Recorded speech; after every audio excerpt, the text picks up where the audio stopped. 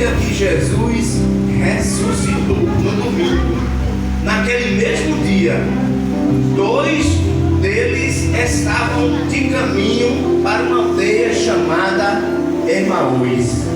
Dois discípulos, no dia que Jesus ressuscitou, estavam saindo de Jerusalém, estavam indo em direção a Emaús. Diz os historiadores que ficava a distância aproximada de 11 quilômetros de Jerusalém para Emaús. Mas o que aconteceu? O que aconteceu é que, quando a gente vai lendo, no desenrolar da história, é que esses discípulos, eles estavam tristes. Por que estavam tristes? Porque Jesus tinha prometido para eles que iria ressuscitar. E já era o terceiro dia. E agora?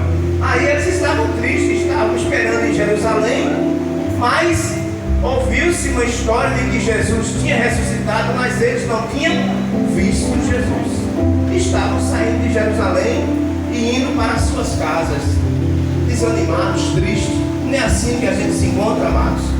Quando Jesus faz algumas promessas para a gente e a gente não vê aos nossos olhos naturais, mas no tempo de Deus já está cumprido, porque Deus, ele é atemporal.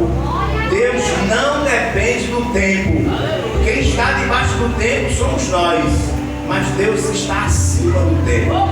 Tudo que ele prometeu, ele já cumpriu, porque ele é o mesmo.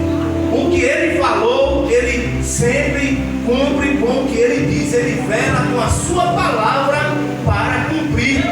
Jesus disse aos discípulos, durante toda a sua trajetória, que ia ressuscitar. E ele ressuscitou realmente no terceiro dia. Os discípulos estavam tristes porque não tinham visto esse milagre. Aí diz a palavra de Deus que no versículo 14 iam conversando a respeito de todas as coisas que tinham acontecido. Naquela semana foi a semana da crucificação de Jesus. Um domingo antes da ressurreição, Jesus entrou em Jerusalém e o pessoal aplaudia Jesus, o pessoal jogava ramo, o pessoal dizia Hosana, Hosana ao filho do rei. E aí aquele alvoroço maravilhoso. 8 dias depois, os discípulos estavam tristes. Por quê? Porque durante aquela semana tinha acontecido algo terrível. Alguém tinha vendido Jesus, alguém tinha pego Jesus, tinha prendido, tinha julgado na calada da noite para ninguém descobrir o que tinham feito com Jesus. Julgaram Jesus na calada da noite, na quinta-feira, na sexta-feira mataram Jesus, crucificaram Jesus, e agora o sábado passou e o domingo da ressurreição é este que nós estamos aqui. Os discípulos estão conversando tudo o que tinha acontecido durante a semana. Diz a palavra de Deus que iam conversando a respeito de todas as coisas que tinham acontecido. Aconteceu que quando conversavam e discutiam, o próprio Jesus se aproximou e ia com eles. Veja que o próprio Jesus estava ali escutando a conversa deles. Mas muitas vezes a gente não percebe, mas Jesus está escutando a nossa conversa. O que é que nós estamos conversando nos bastidores? Quando ninguém escuta, quando ninguém está vendo. Os discípulos de Jesus, os apóstolos de Jesus não estavam vendo nem ouvindo a história, mas Jesus estava escutando a história deles e ia com eles pelo caminho. Aleluia! Versículo 16 diz assim: versículo 15: aconteceu que enquanto conversavam e discutiam, o próprio Jesus se aproximou e ia com eles, e os seus olhos, porém, estavam como que impedidos de reconhecer. Eu não sei o mistério que aconteceu, mas quando Jesus estava ressurreto, ressuscitado, corpo glorioso, ele não aparecia para todo mundo, não. Ele era era que se deixava aparecer para as pessoas. Era como se fosse ele botando uma escama, alguma coisa assim, para alguém não reconhecer ele. Por que aconteceu? No túmulo, aquela mulher que foi procurar Jesus no domingo de manhã, ela viu Jesus, conversou com Jesus e não reconheceu Jesus. Ela pensava que era o jardineiro. Então ele não se deixava conhecer assim automaticamente depois da sua glorificação, depois da sua glória. Ele não deixava se aparecer para todo mundo assim de maneira tão natural. Não, ele aparecia para quem ele queria aparecer. E não é assim conosco, amados. Quantos milhões de pessoas existem aí no globo terra?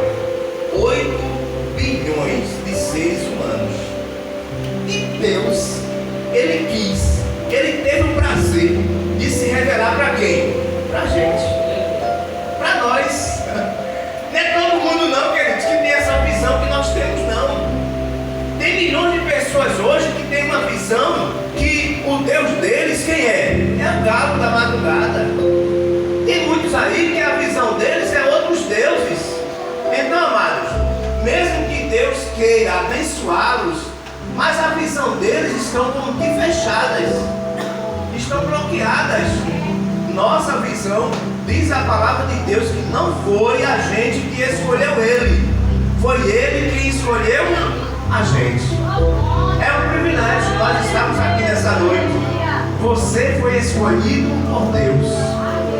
Nós fomos escolhidos por Deus.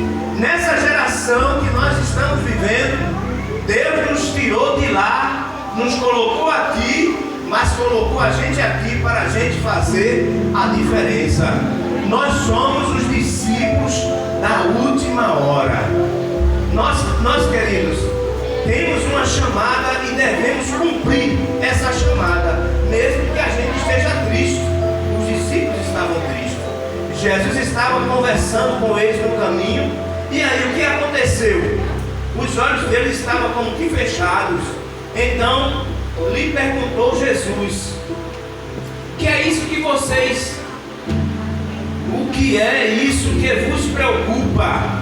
O que é que ele está dando mediante o caminho? E eles pararam entristecidos. Jesus perguntou para eles. Agora eu te pergunto, será que Jesus não conhecia a sua própria história? Será que Jesus não sabia o que eles estavam conversando entre eles? E por que foi que Jesus perguntou para eles o que é que vocês estão conversando? Queridos, eu já ouvi dizer que o psicólogo, ele gosta de escutar a história. Quando a pessoa doente vai para o psicólogo, ele começa dizendo assim: conte-me a sua história. E a pessoa começa a contar a história.